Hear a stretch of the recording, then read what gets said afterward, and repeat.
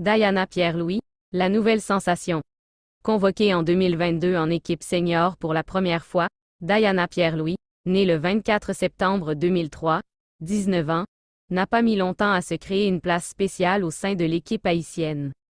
Son rôle est apprécié par toutes ses coéquipières, c'est comme la pièce qui manquait et qu'on a retrouvée au bon moment. Tout simplement notre nouvelle sensation au sein de l'entrejeu. De la qualification jusqu'à date au stage des Grenadières à Perth, Diana ne s'est jamais fatiguée de tout donner sur le terrain. En dépit d'être de caractère réservé, sa vision de jeu et sa précision, notamment sa progression, vont au-delà de tout ce qu'elle peut cacher derrière sa timidité. Ses coéquipières témoignent positivement ses qualités et la progression qu'elle montre à chaque fois pour s'imposer au sein de l'équipe malgré sa jeunesse. C'est impressionnant pour une jeune qui a récemment intégré l'équipe première et qui s'est forgé une place dans le 11. Il n'est pas permis à tout le monde. Témoigne la capitaine Nérilia Mondésir qui croit que Diana est une nouvelle pièce importante pour les Grenadières qui vont défendre les couleurs du bicolore haïtien dans la plus grande fête du football féminin. Membre de l'équipe nationale haïtienne féminine des moins de 20 ans, fraîchement promue en sélection senior, Diana Pierre-Louis a rejoint la section féminine GPSO 92 d'ici en 2e division française pour une durée d'1 an.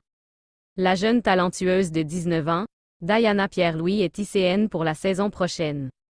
L'ancienne joueuse de l'AS Tigresse, Haïti, prépare la dernière ligne droite des éliminatoires de la Coupe du monde FIFA, Indonésie 2023 et les Jeux olympiques de Paris d'été 2024. Elle portera les couleurs de FF, ici les Moulineaux où évoluaient Bathsheba Louis et Rosalord Borgella. Après plus d'1 an sans club, suite à l'arrêt du championnat national de football féminin de première division haïtienne, Diana Pierre-Louis, l'une des meilleures joueuses de l'équipe nationale U20, va signer son premier contrat professionnel en France. FIFA mondiale féminine. 10 grands noms manqueront la compétition à cause de blessures. À l'approche de la Coupe du monde féminine qui débute dans une semaine, de nombreuses joueuses ont déclaré forfait pour être du voyage avec leur sélection. En cause, les blessures survenues avant la compétition. 32 pays s'apprêtent à croiser le fer pour cette 9e édition de la CDM féminine en Australie et Nouvelle-Zélande. Alors que la FIFA met tout en place pour que la compétition se déroule dans les meilleures conditions, certaines sélections font face à des cas de forfait de poids. Dans presque tous les cas, il s'agit d'une déchirure du ligament croisé antérieur du genou. Ce genre de blessure nécessite presque toujours une intervention chirurgicale et la guérison peut prendre 6 mois et même plus d'1 an. Des talents exceptionnels manquent à l'appel. La rédaction d'Haïti Tempo dresse un top 10 des joueuses blessées qui ne feront pas le voyage vers l'Océanie. Un Beth Mead, Angleterre. L'attaquante d'Arsenal est considérée comme l'une des meilleures joueuses au monde. Ses performances au dernier Euro ont été d'une haute facture, terminant meilleure buteuse, 6 réalisations, et meilleure passeuse, 4 caviars. Elle a grandement participé au sacre des Lions. Son absence sera une perte dévastatrice pour sa sélection.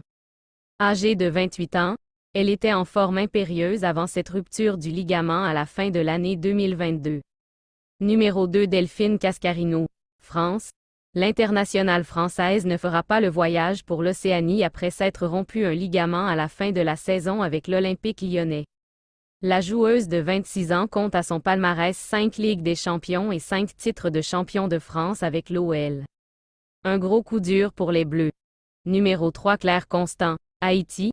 La défenseure de l'équipe haïtienne est victime d'une déchirure du ligament à la fin de la saison au Portugal avec le SCU Torrens. La patronne de la défense des Grenadières a aidé son pays à se qualifier pour la première fois de son histoire à la Coupe du monde, mais n'aura pas la chance d'en profiter.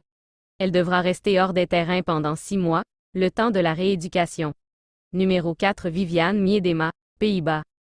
L'attaquante d'Arsenal a terminé la campagne 2021 à 2022 avec des statistiques impressionnantes dont 14 buts et 8 passes décisives, terminant juste derrière l'Australienne Sam Kerr. En 2022 à l'Euro, la joueuse de 26 ans a commencé la campagne en tant que capitaine, mais a contracté le Covid-19 après le premier match de groupe. Un nouveau coup dur pour elle, car elle ne disputera pas la Coupe du monde cet été en raison de blessures. Une buteuse dynamique et techniquement douée. Miedema a fait partie intégrante des équipes néerlandaises récentes et a décroché plus de 100 sélections. 5 Amandine Henry, France. Elle venait d'être rappelée chez les Bleus par le sélectionneur Hervé Renard après plus de 2 ans d'absence. Amandine Henry, 93 sélections, est forfait pour la Coupe du Monde, 20 juillet au 20 août, en raison d'une blessure au mollet, a annoncé la Fédération française vendredi. L'expérimenté milieu de terrain espérait disputer un dernier mondial. Dommage. 6 Catarina Macario, USA. L'attaquante américaine de 23 ans s'est déchiré le ligament du genou gauche en juin 2022 lors du dernier match de la saison de l'Olympique lyonnais. Macario a marqué 19 buts en 27 apparitions avec le club français depuis ses débuts en 2021. Elle a suivi une cure de désintoxication dans un centre d'orthopédie et de médecine sportive au Qatar, mais n'a pas pu récupérer à temps pour la CDM. À noter, Catarina Macario est née au Brésil.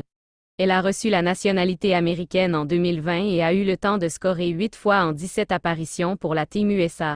7 Janine Beckie, Canada. La joueuse canadienne de 28 ans compte plus de 100 matchs pour son pays, mais manquera la Coupe du Monde après s'être blessée au genou en jouant pour les Portland Thorns en mars dernier. À rappeler, l'attaquante a déjà remporté une médaille d'or avec le Canada, c'était aux Jeux olympiques de 2020. 8 Fran Kirby, Angleterre. Les contributions de Kirby ont été cruciales pour Chelsea et l'Angleterre au cours des dernières années. Les buts contre l'Irlande du Nord et la Suède à l'Euro 2022 ont contribué au sacre des Lions. Kirby a été présélectionnée pour le Ballon d'Or en 2021 et a remporté 2 fois le titre de joueuse de l'année en Angleterre au cours de sa carrière. Âgée de 30 ans, elle est la meilleure buteuse de tous les temps à Chelsea. Malheureusement, elle participera pas au mondial après s'être opérée une nouvelle fois au genou. Numéro 9 Marie-Antoinette Katoto, France. L'avant-centre du PSG, âgée de 24 ans, a connu une malchance sur la scène internationale. En 2019, elle a dû quitter le rassemblement de l'équipe de la Coupe du Monde, alors qu'elle finissait la saison en tête du classement des meilleures buteuses de la D1 Arkema. L'année dernière, elle est devenue la meilleure buteuse de tous les temps du club parisien. À l'Euro en 2022, elle a subi une blessure au ligament lors de la phase de groupe, ce qui l'éloignait des terrains pour le reste de la saison avec le PSG. N'ayant pas eu le temps de s'en remettre, elle manquera la Coupe du Monde de cette année. 10 Leah Williamson, Angleterre. Les dieux du football n'ont pas été tendres avec l'Angleterre cette année. Sa capitaine, la polyvalente Leah Williamson, qui peut jouer au poste de défenseur central ou au milieu de terrain, manquera le tournoi de cette année en raison d'une blessure au ligament en avril. Les performances de la star d'Arsenal, âgée de 26 ans, au cœur de la défense de Sarina Wiegman ont été cruciales dans le succès de l'Angleterre à l'Euro 2022. Elle sera une autre énorme perte pour les Lions.